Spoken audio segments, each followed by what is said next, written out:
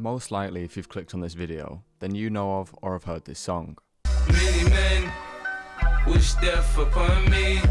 And I'm sure a few of you already know the story behind it, but I'm sure a lot of you probably don't. And trust me, it's a story worth listening to. So over the next 5 to 10 minutes, we're going to take a deep dive into one of the many crazy rap stories and dissect it. So this is the story behind Many Men by 50 Cent. Born on the 6th of July, 1975, in the borough of Queens, New York City, Curtis James Jackson III was put into a very rough childhood. He was raised by his mother Sabrina, who would be a drug dealer. She could only raise him for so long though, since when Curtis was only 8 years old, his mother would sadly pass away in a fire, which would leave his grandparents to raise him after his father departed from the family. My mother passed when I was like 8 years old. I went to live with my grandparents. And she had me when she was 15, so, back then it wasn't as common as the young girls have children at 15, a little more now than they did then. So at that point, she started hustling to be able to provide for me at that point. And she got killed when I was like 8 years old. Jackson would actually start boxing at the age of 11, spending all of his free time in the gym. But at the age of 12, he would take in his mother's footsteps and would start dealing on street corners. His whole life at this point turned into school, boxing, and dealing.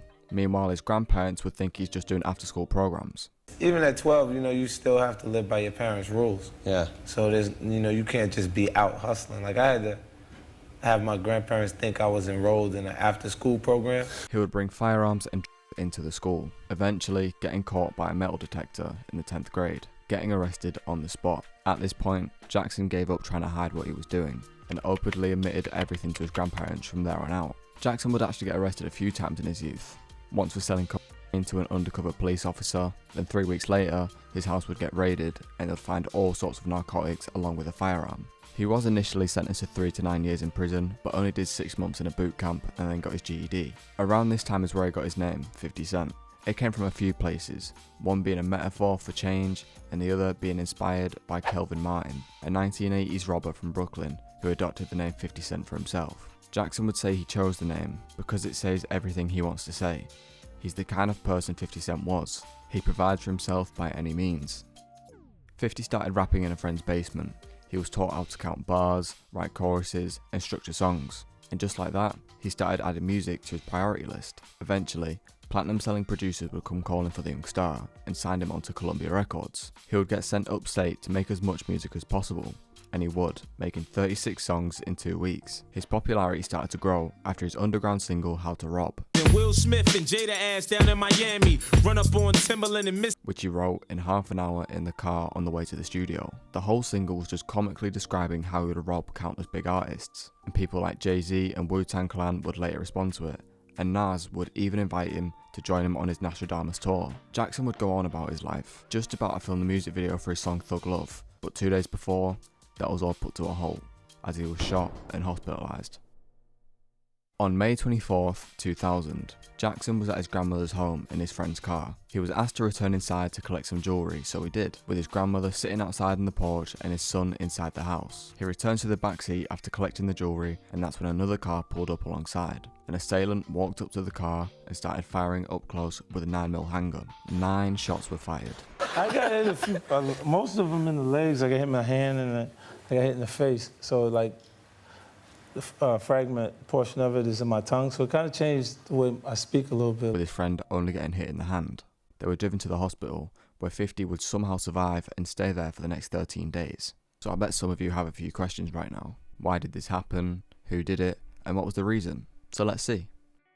This infamous shooting was organised by an individual called Kenneth Supreme McGriff. Someone who testified against McGriff in court said that he organised the hit alongside 2 associates, one of them being the man who pulled the trigger, known as Homo, short for homicide. McGriff organised the hit on 50 because of a name drop in one of his songs, titled Ghetto Quran.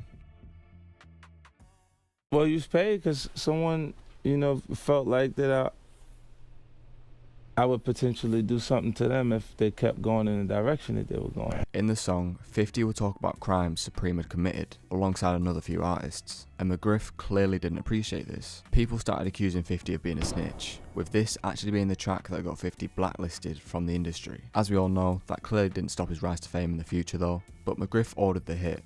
It takes place, 50's hit 9 times, including one in the face, but he somehow lives, and as it turns out, Homo, the one who pulled the trigger, would be killed 3 weeks later, with 50 stating that he had absolutely nothing to do with the assassination. 50 would spend a lot of time recovering, with the bullets leaving some lifelong damage, like slurred speech, a loss of a wisdom tooth, and a swollen tongue. Jackson would recall the encounter, saying it happened so fast that you don't even get a chance to shoot back. I was scared the whole time. I was looking in the rearview mirror, like, oh shit, someone just shot me in the face, it burns. He would also go on to say, after I got shot 9 times at close range and didn't die, I started to think I had a purpose in life. How much more damage could that shell have done? Give me an inch in this direction or that one and I'm gone. When he left the hospital, he'll be forced to use a walker for about 2 months and would recover after 5. 3 years later, on the 6th of May 2003, 50 Cent, who was working hard on getting more music out there, would release his first studio album, Get Rich or Die Trying. This would include the single Many Men. The track, which was produced by Eminem, would be a direct response to what happened, talking about some of the events, the aftermath, and one of the best bars ever in response to his shooter Homo. Cause he got hit like I got hit, but he ain't fucking breathing. This track would go 3 times RIAA Platinum and launched 50 to stardom, with 50 Cent now thriving with some huge songs like PIMP and Candy Shop. I take you to the candy shop. I let you the lolly. He's also touring all over the world and becoming a successful entrepreneur. And Supreme, the man who ordered the hit on 50, would get sentenced in 2007 to life in prison. So, if there's ever an award for best response to your shooters, I think 50 Cent would comfortably win it. Thank you all for watching, I really do appreciate it. We are so close to 500 subscribers, so if you like the video and want to help out, it would mean a lot. And that's it from me this week, so let me know what you want to see next, and I'll see you all again soon. Goodbye guys.